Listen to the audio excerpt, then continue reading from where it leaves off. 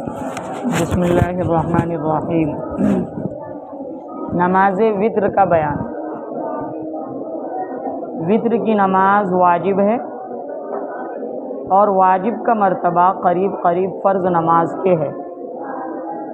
چھوڑ دینے سے بڑا گناہ ہوتا ہے، اور اگر کبھی چھوٹ جائے تو جب موقع ملے فوراً اس کی قضا پڑھنا چاہیے۔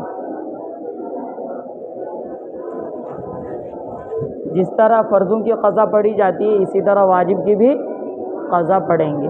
اور جانتے ہی ہو کہ وطر کی نماز کتنی ہوتی ہے؟ 3 رکعت ہوتی ہے۔ آگے وہی مسئلہ بتا رہے ہیں۔ وطر 3 رکعتیں ہیں، وطر کی 3 رکعتیں ہیں۔ 2 رکعتیں پڑھ کے بیٹھے اور اتحیات پڑھے اور درود شریف بالکل نہ پڑھے۔ جیسے اور نمازوں میں 3 رکعت یا 4 رکعت والی نمازوں میں 2 رکعت میں بیٹھ کر کے صرف اتحیات پڑھتے ہیں، اس کے بعد کھڑے ہو جاتے ہیں تیسری رکعت کے لیے، اسی طرح اس میں بھی تیسری رکعت کے لیے کیا ہو جائیں گے؟ کھڑے ہو جائیں گے، بلکہ اتحیات پڑھ چکنے کے بعد فوراً اٹھ کھڑا ہو اور الحمد و سورت پڑھ کر اللہ اکبر کہے اور کندھے تک ہاتھ اٹھائے اور پھر ہاتھ باندھ لے، پھر دعائے قنوت پڑھ کے رکوع کرے اور تیسری رکعت پر بیٹھ کر اتحیات، درود شریف اور دعا پڑھ کر سلام پھیرے۔ یہ ہے نماز وطر کا طریقہ۔ 2 رکعتیں تو بالکل اور رکعتوں کی طرح ہے۔ دوسری رکعت میں اگر وہ تیسری رکعت والی نماز ہے یا چوتھی رکعت والی نماز، جس طرح اتحیات پڑھ کے فوراً کھڑے ہو جاتے ہیں، اسی طرح اس میں بھی کیا ہو جائیں گے؟ کھڑے ہو جائیں گے۔ سامنے خالی رکھ کر کے ادھر دائیں بائیں بیٹھے ہو۔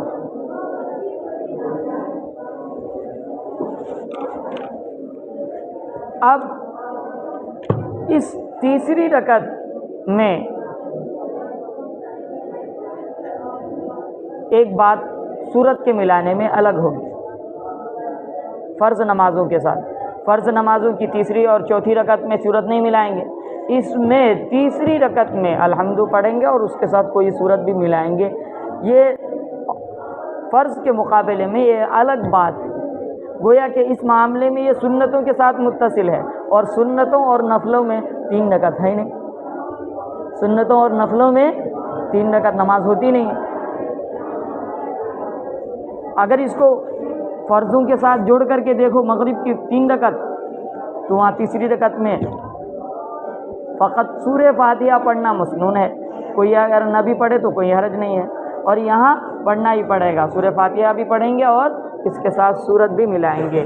یہ اور نمازوں کے مقابلے میں بالکل الگ ہے، یعنی فرض نمازوں سے اگر اس کو ملا کر کے دیکھو تو وہاں تیسری اور چوتھی رکعت میں کوئی سورت نہیں ملاتے ہیں، یہاں سورہ فاتحہ بھی پڑھیں گے، سورت بھی ملائیں گے، اس کے بعد ہاتھ کانوں تک اٹھائیں گے جیسے تکبیر تحریمہ میں اٹھاتے ہیں، اس کے بعد دعائے قنوت پڑھیں گے۔ دعائے قنوت کیا ہے؟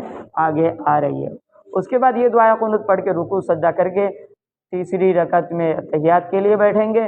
اتحیات پڑھ کر جیسے چوتھی رکعت میں درود شریف پڑھتے ہیں، دعائے معصورہ پڑھتے ہیں، پھر سلام پھرتے ہیں، اسی طرح وطر کی نماز بھی مکمل کریں گے۔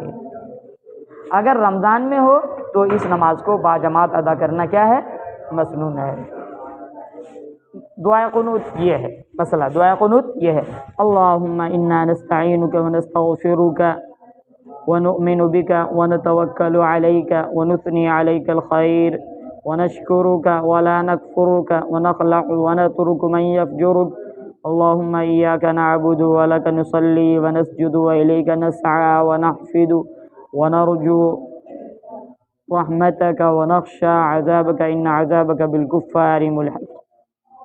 اے اللہ، ہم تجھ سے مدد چاہتے ہیں اور تجھ سے معافی مانگتے ہیں اور تجھ پر ایمان لاتے ہیں اور تجھ پر بھروسہ رکھتے ہیں اور تیری بہت اچھی تعریف کرتے ہیں اور تیری خیر کے ساتھ تعریف کرتے ہیں، یہ بھی ترجمہ ہوگا، اور تیرا شکر کرتے ہیں اور تیری ناشکری نہیں کرتے، نشکرک ولا نکفرک ونشکرک اور تیرا شکر کرتے ہیں، ولا نکفرک اور تیری ناشکری نہیں کرتے، ونخلع اور الگ کرتے ہیں، ونترک اور چھوڑ دیتے ہیں، من یفجرک اس شخص کو جو تیری نافرمانی کرے۔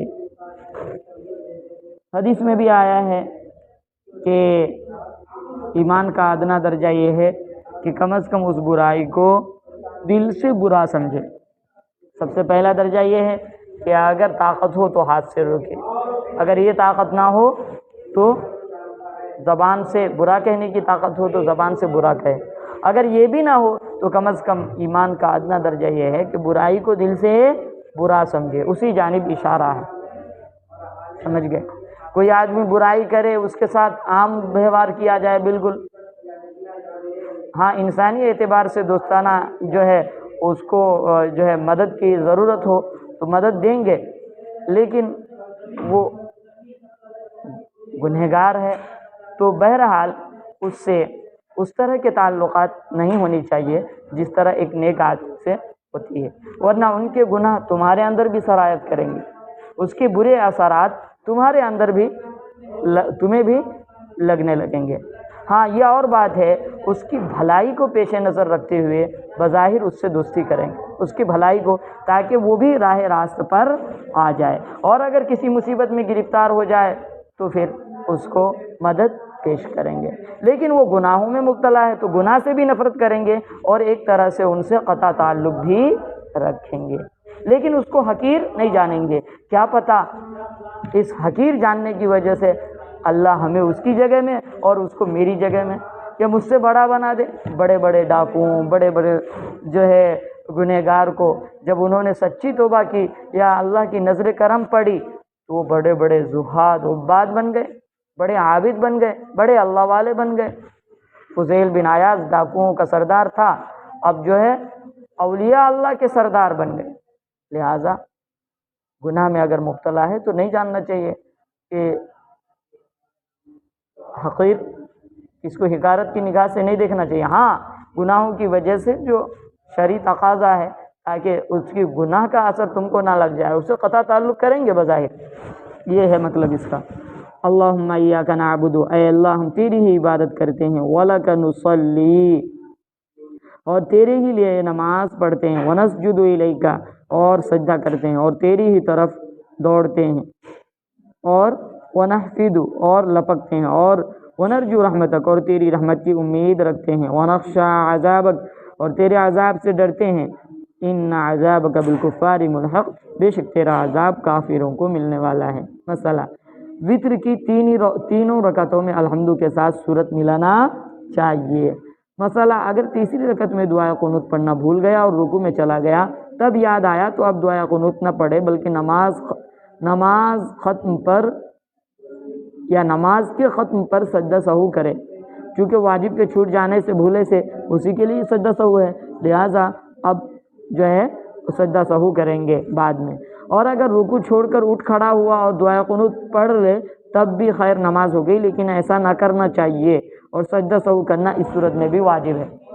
دعائے قنوت پڑھے بغیر رکوع میں چلا گیا تو اب لوٹنے کی کوئی ضرورت نہیں ہے، اس کے لیے سجدہ سہو کر لے، لیکن اگر کوئی آدمی لوٹ گیا تو پھر تو بھی سجدہ سہو کرنا پڑے گا، لیکن لوٹنے کی ضرورت نہیں تھی، اگر لوٹ گیا تو برا کیا، سجدہ سہو تب پر بھی کرنا پڑے گا۔ سمجھ میں آئی بات؟ لیکن اگر بالکل قیام سے قریب ہے اور اس وقت کسی دوسرے نے لقمہ دے دی، اللہ اکبر شروع ہی کیا تھا رکوع میں جانے کے لیے، تب تک پیچھے سے لقمہ دے دیا کسی نے، سمجھ گئے؟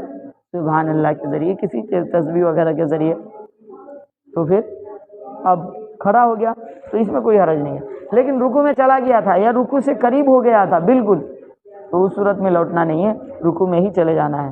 فرض سے واجب کی طرف نہیں لوٹنا، یہ بات یاد رکھو کہ فرض سے واجب کی طرف نہیں لوٹنا ہے۔